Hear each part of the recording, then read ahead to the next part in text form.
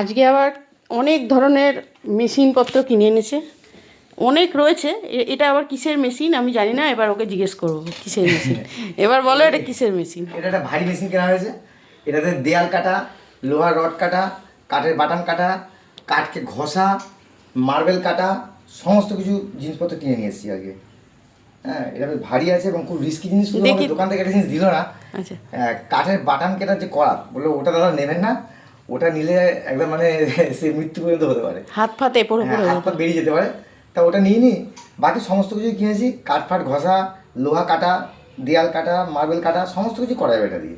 খুব ভালো মেশিনটা, এটা সব থেকে দামি মেশিন নিয়েছি, এটা খুব দারুণ মেশিন। তো যাকে আজকে এটা উদ্বোধন হবে, কাঠ ফাট ঘষা হবে। আচ্ছা, ব্যবস্থা চলছে। আচ্ছা মেশিনটা রাখো, দেখাই একটু। এইগুলো হলো প্লেটগুলো কি?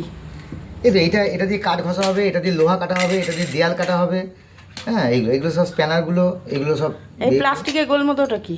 এটা কাঠ ঘষার গার্ড, এটা মানে এটাকে দিয়ে কাঠ ঘষা এটাকে লাগাতে হয়, না তো নড়বে জিনিস, আর পাতলা জিনিসটা এটা নড়বে নাহলে। আচ্ছা, এভাবে সেট করতে হয় জিনিসটাকে। আচ্ছা, তারই মানে প্রস্তুতি চলছে এখন।